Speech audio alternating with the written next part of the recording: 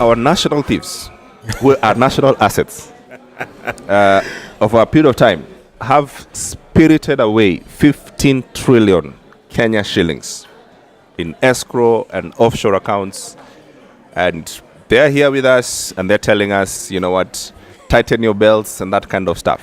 Here's the thing, just to set this up, to give possibly, I think, a good context. In Tanzania, if there is money that has been spirited away in Tanzania, chances are that is minerals, stuff that, you know, it's not taxes. Yes. All right?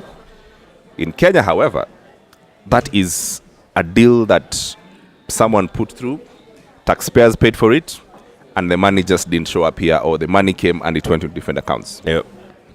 That is what we are, and that's what we have at the moment. Now, I think when you look at the problem, 15 trillion is probably 5 times our current budget? Our budget. It covers Uhuru's Kenyatta's the next 5 years. Yeah. Without asking us for a coin. Okay. And this has happened over how long? Over the last 50 years? 50 years, yes. Yeah. Now, I'm only... The only reason I'm a bit hopeful now, and first of all, at least we have a figure to work with. Yes. For the first time. We didn't know. Yeah, we didn't know. 100 billion, 1 trillion. We didn't know. It was guesswork. Yeah. Now we have a figure to work with. But I think also the effort that we are seeing at the moment in terms of repatriating this cash back is central. To operations, so that even when you're talking about financing and debt issues, repatriation is becoming a big deal, which is why you've seen agreements signed with offshore destinations, like Jersey, Switzerland, with the UK, with the Virgin Islands, and the moment now the money starts coming back, I think even when you talk about the fight against corruption, I think we'll start seeing through these deals, it will be much more difficult also to take the money there. So it's not just a matter of bringing it back.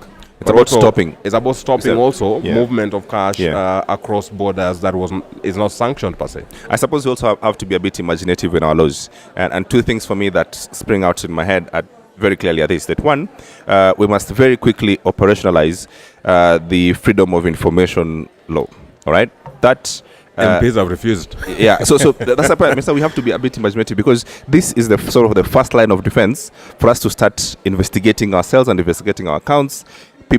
General people, someone should be able to show up and say, as a government officer or whatever it is, I need to know how much this guy has earned. Yes. You know, I need to know his taxes and whatever it is and what money is filed. And that way, when individuals government facilitates that, all right, which I say has to be something that we have to be imaginative with our law, and I think it has to be a political issue as well to be pushed. So that is one. Do you think this issue of being able to do, what the senior government official procurement officers are going through now, do you think that would be part and parcel of the information, or we would not need this if we had a freedom of information? We wouldn't need to do this. We would not need to do we would need to have, because essentially the problem with the current setup on how government contracts and senior government officials and how things are going is that yes, they say they file taxes and they give returns and they say, well, this is what I'm worth and that sort of thing, but it's not expressly clear that it is supposed to be published anywhere. Yeah. All right. So it's sort of like a lacuna in law. But this bill has been in Parliament for how long now? For almost 7 years. Almost 7 years. Yeah. So is it an issue? And considering that our lawmakers are the ones who have kept it there, they've refused. I mean, because they feel it's going to expose them. So we have to find ways to make this a political issue, because otherwise we cannot be able to debate it fairly, and citizens cannot be able to say why this thing is important.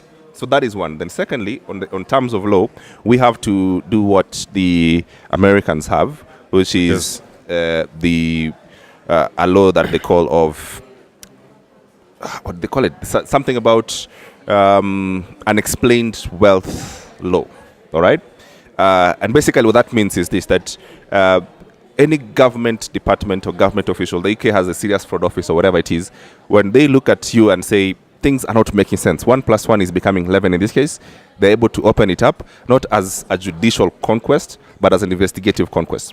Then that one, back up with the Freedom of Information Act or law, it will help us to be a bit more open society, because things about openness. Because these guys are thriving because of opaqueness, because that they can hide in our laws, in our own laws. But funny enough, is that this happens across all jurisdictions. Yeah? It's true. Take Estonia, take the bank. You've seen like $200 billion dollars was laundered through institutions and countries that are said to have the strongest legislations and whatnot. So also it's a moral than the people issue. It is true. But I think the difference with them, I suppose, is that once they happen, it doesn't happen very often. That it can happen, that someone can come up with $200 billion. Yeah, but they don't lose $200 billion every day. It wasn't daily. It's the same way we're talking about 15 trillion. Yeah, over a period of time. Yeah. Also, that is also over a period of time, despite the laws being there.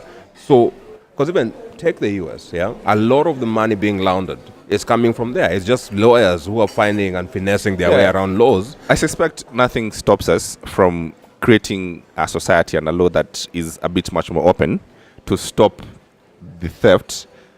It doesn't mean that the thieves will not find ways to steal from us. That's what I'm saying. That it's more fine. Difficult, I guess. Yeah. We just make it more difficult for them. Like, listen, now people can wake up and, spirit some money away from us and take it away. Let's make it a bit more difficult. Let's make the people who've stolen and make it a matter of public inquiry. The political issue for 2022. I agree with that.